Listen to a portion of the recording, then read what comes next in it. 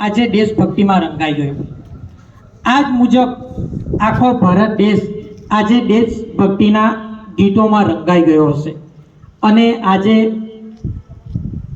લાલ કિલ્લા પરથી 21 તોપોની સલામી સાથે અને સ્વદેશી તોપો પહેલી વખત સ્વદેશી તોપો સાથે રાષ્ટ્રધ્વજ ફરકાવવામાં આવશે।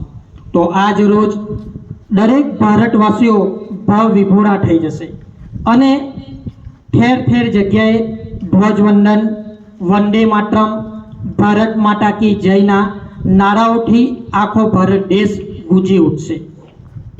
આ નિમિત્તે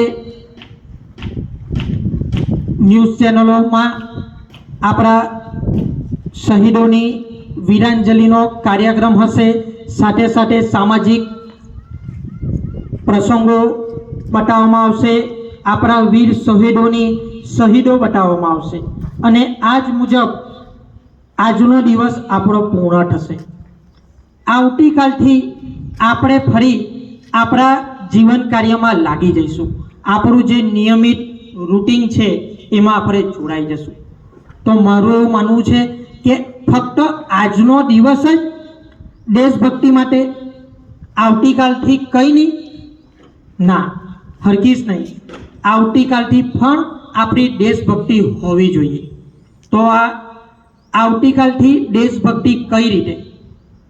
આપણે સૌ સૈનિક બનીને સરહદ પર જવાના નથી, તો આપણે કઈ રીતે દેશભક્તિ નિભાવી શકીએ અથવા દેશને કંઈક આપી શકીએ? તો એના માટે સૌ પ્રથમ તો આપણે સૌએ સાચા નાગરિક બનવું પડે। આપણે દરરોજ એક સાચા નાગરિક બનીશું, ત્યારબાદ જાહેર જગ્યાઓએ, જાહેર રસ્તાઓ પર કચરો ના ફેંકીએ અને જે કચરો ફેંકે છે એમને વિનમ્રપૂર્વક સમજાવીએ અને એમને માહિતગાર કરીએ કે કચરો ફેંકવાથી કેટલું નુકસાન થાય છે। એટલે કે આપણા દેશને સૌપ્રથમ તો સ્વચ્છ રાખીએ, ત્યારબાદ સરકારી નિયમોનું ચુસ્તપણે આપણે પાલન કરીએ કે આપણે ભારત દેશ સ્વતંત્ર થયો પરંતુ સરકારે ઘણા બધા નિયમો અમલમાં મૂક્યા છે, પરંતુ એ નિયમોનું આપણે ચુસ્તપણે પાલન કરતા નથી।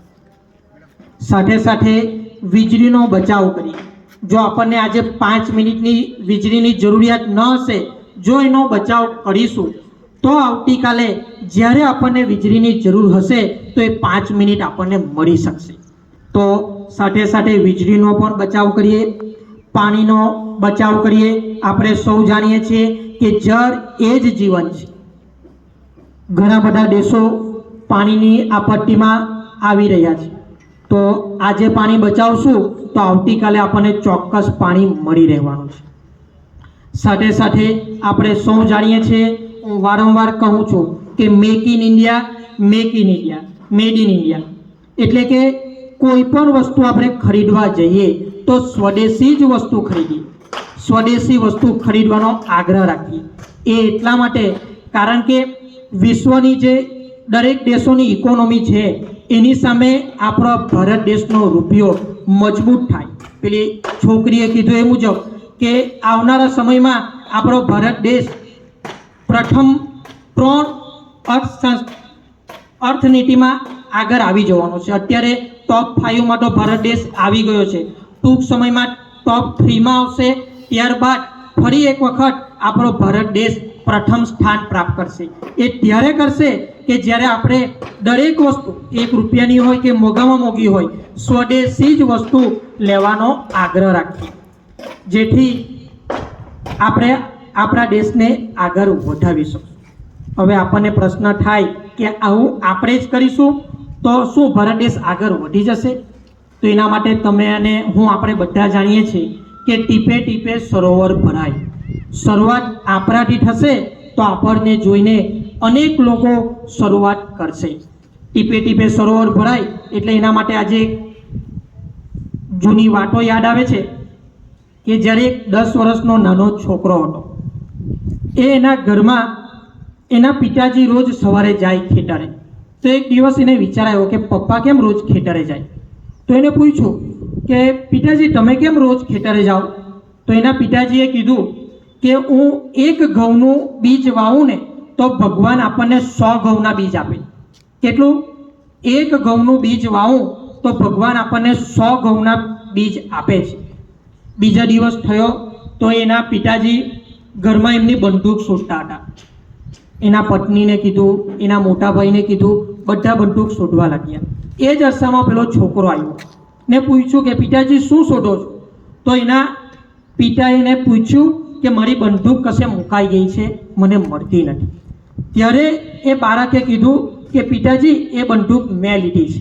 તો એના પિતાએ પૂછ્યું કે એનું તે શું કર્યું? તો ત્યારે બાળકે સહજતાથી જવાબ આપ્યો કે એ બંદૂક મેં ખેતરમાં વાવી છે. કાલે જ્યારે 100 બંદૂક થશે ને ત્યારે આ દેશને આઝાદી અપાવવા માટે મને કામ લાગશે. અને એ વ્યક્તિ એટલે શહીદ ભગતસિંહ.